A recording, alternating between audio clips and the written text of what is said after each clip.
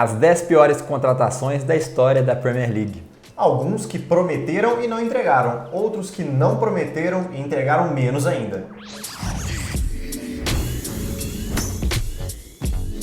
Salve, salve, amantes do melhor futebol do mundo! Olha quem tá aqui de volta, depois de quanto tempo? Exatos 1 ano e meio. Prazer estar aqui de volta, galera. Um abraço para todo mundo. Tamo junto. Vamos agora tirar a boa notícia do dia que você voltou para falar de coisa ruim. As 10 piores contratações da história do futebol inglês. A gente fez uma listinha aqui de respeito, ou melhor, de desrespeito, né? Desrespeito, mas a gente vai tentar respeitar pelo menos as instituições que algumas cometeram uns deslizes, né? A gente vai entender nessa lista, mas teve gente que tentou. Sim. Fez o esforço para melhorar o time, só que não deu certo. Vamos conferir na lista, né, Julião? É isso aí.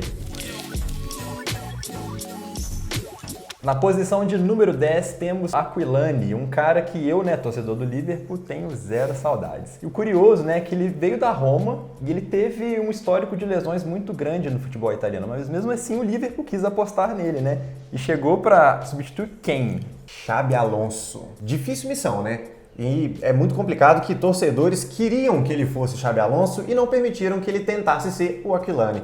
Foi muito difícil e em 2 temporadas jogou menos de 30 jogos, continuou com aquele histórico de lesões, depois rodou o futebol italiano e acabou falando anos depois que não queria ter ido para a Inglaterra. A gente vê por quê, né?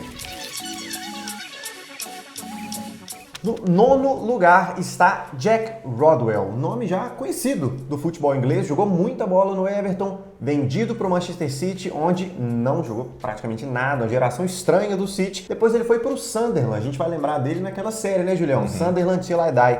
Só que caiu com o Sunderland e passou aperto lá, né, amigo? Exatamente. E assim, foi papo de 4 anos praticamente, sem vencer uma partida de Premier League, começando como titular. E ele jogava muito.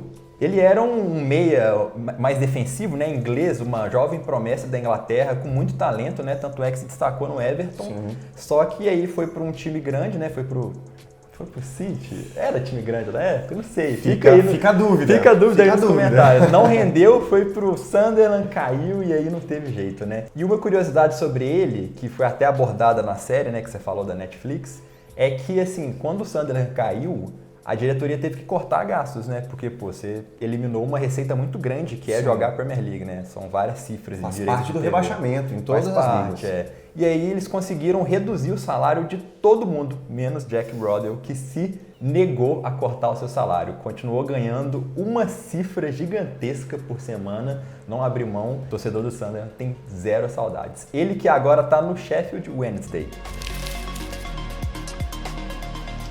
Na posição de número 8, temos um brasileiro que não vingou, Kleberson, que chegou junto com ninguém mais, ninguém menos que Cristiano Ronaldo, Incrível. Aquela apresentação foi incrível. E ele era o craque daquela apresentação, não era o CR7, que era ninguém na época, E Kleberson vindo do Atlético Paranaense. Isso mesmo, voando na Copa do Mundo, jogou muito, Foi direto para a Inglaterra, arregalou os olhos de Alex Ferguson, mas chegou e não jogou praticamente nada, Não se adaptou, ao estilo de jogo da Premier League, muito pegado, muito puxado, e foi um grande flop, Grande flop, 2 anos no United, 30 jogos e quando jogou não agradou, o que é incrível, Vinha de um histórico muito bom, mas não conseguiu esse sucesso no futebol inglês e depois acabou vendido para o Besiktas, da Turquia. E ele que em algumas partidas não chegava nem a ser relacionado para o banco de reservas, mesmo saudável.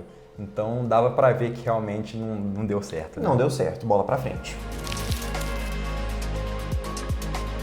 Saindo de Manchester, vamos agora para Londres falar do Chelsea, Vamos falar do Chelsea porque o número 7 é Adrian Mutu, que foi contratado junto ao Parma em 2003, uma nota alta na época, 16 milhões de libras, porque ele estava jogando muita bola. Só que foi chegar no time do Chelsea e tudo desandou. A gente nunca mais viu o Mutu que a gente viu no futebol italiano, Julião. Nunca mais. E assim, não foi uma média tão terrível, não. Foram 10 gols em 27 partidas na primeira temporada. Só que assim, pelo nível que ele estava jogando, antes de vir para a Premier League, esperava-se muito mais dele. E o que ferrou essa coisa, essa negociação, nem foi, assim, teve a questão do campo também, Sim. Mas o negócio é que ele foi pego, no exame antidoping com cocaína no seu sangue. Então o Chelsea se desfez do negócio, ele até entrou na justiça, mas acabou perdendo e teve que pagar praticamente quase o mesmo valor da transferência dele. Se deu mal, em todos os sentidos. Em todos os sentidos, no futebol e fora do futebol também. Para a posição número 6, devolvo para o Julião, porque a gente volta para o Manchester United, né, Júlio? O torcedor dos Diabos Vermelhos tá assim, puto da vida com essa lista. Calafrios. E tem mais ainda, hein? Não Vou acabou, dar spoiler, gente. não Cuidado, acabou. calma. Alexis Sanchez foi um grande flop, né? Porque ele era praticamente um dos donos, se não o dono do Arsenal. Praticamente o dono do time. Naquela época, tava jogando muito, metendo gol, assistência. Então o United cresceu o olho, contratou ele para ser uma das estrelas do elenco, né? Mas só que não rendeu nada, gente. Ele apanhou da bola naquelas temporadas que ele disputou pelo United, né? E além da performance em campo que não foi boa, a torcida do United ficou muito puta, porque ele não jogava quase nada e ganhava um dos maiores salários da história da Premier League naquela época, né? 560 mil libras semanais. É muita grana. Isso tudo para fazer 5 golzinhos em 45 jogos. Para aquele Alexis Sanchez que a gente vê no Arsenal, não deu nada certo. E por isso que eu digo, não sou fã de Alexis Sanchez, a coisa não funcionou. Quando foi para Inter de Milão, culpou todo mundo, menos a ele próprio, Julião. Faltou só olhar para dentro, né? Aquela reflexão ajudava a melhorar muita coisa. Número 5, alô torcedor do Liverpool. Um homem matador, alto, rabinho de cavalo. Julião, quem eu tô falando do grande atacante que esse time teve nos últimos anos? Eu tenho que falar mesmo? Por favor. Andy Carroll, 35 milhões de libras, o jogador britânico mais caro da história do futebol naquela época, né? Alcunha, o novo Fernando Torres. Foi o que disseram. Não fala isso não. É um absurdo, gente. Isso tem que ser dito.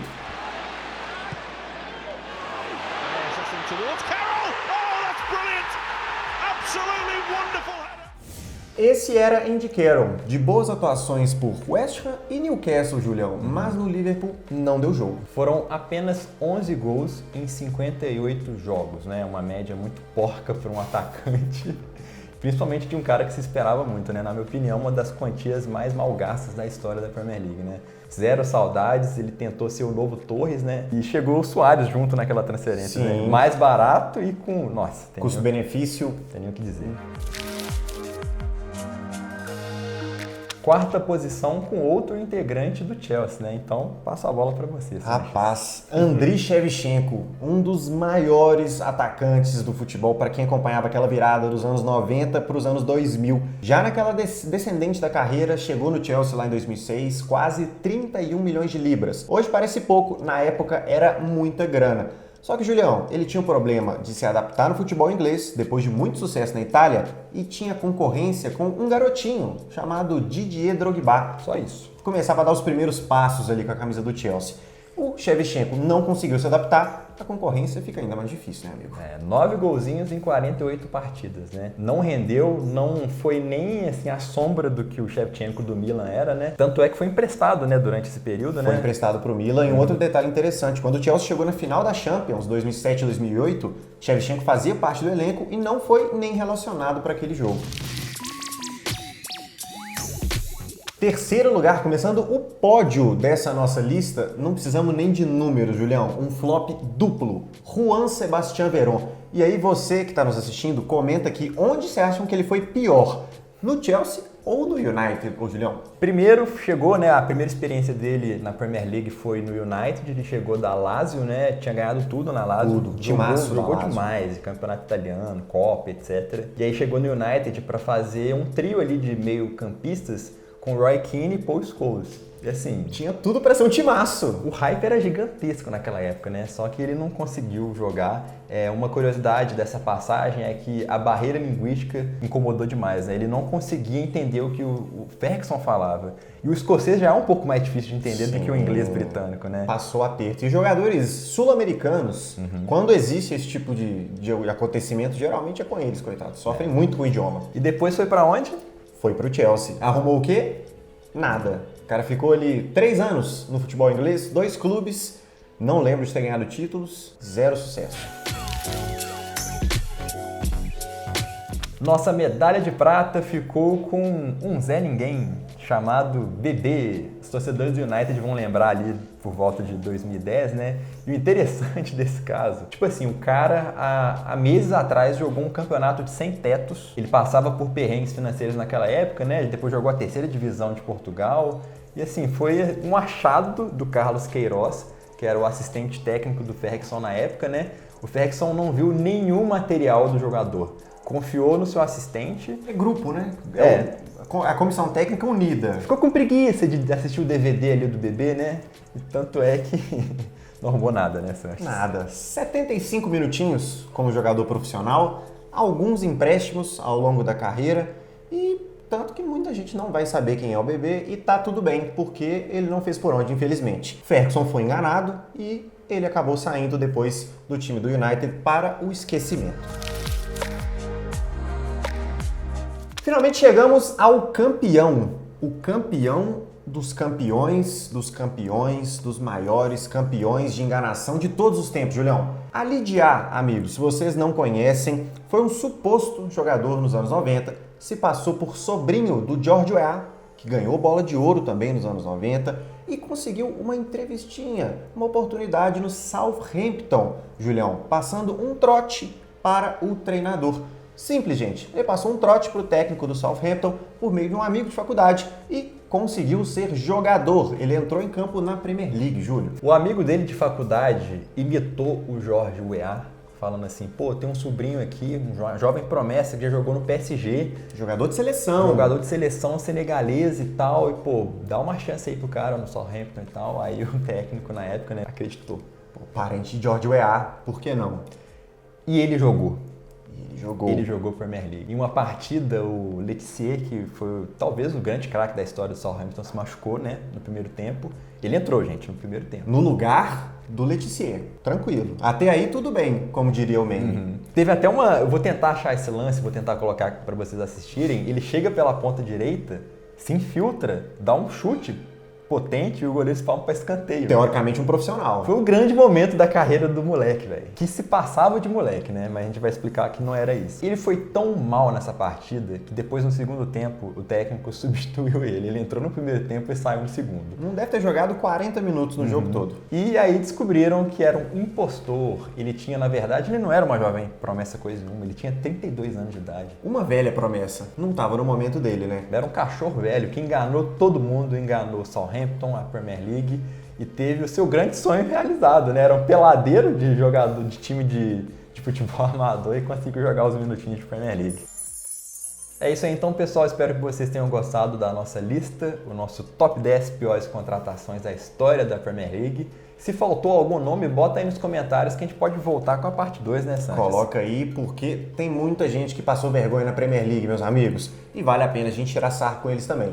Deixa seu comentário, deixa seu like, conta tudo pra gente e a gente volta com parte 2. Isso aí, se inscreve se você ainda não é inscrito no nosso canal e continue acompanhando a PL Brasil. Um abração e até a próxima. Falou, tchau, tchau.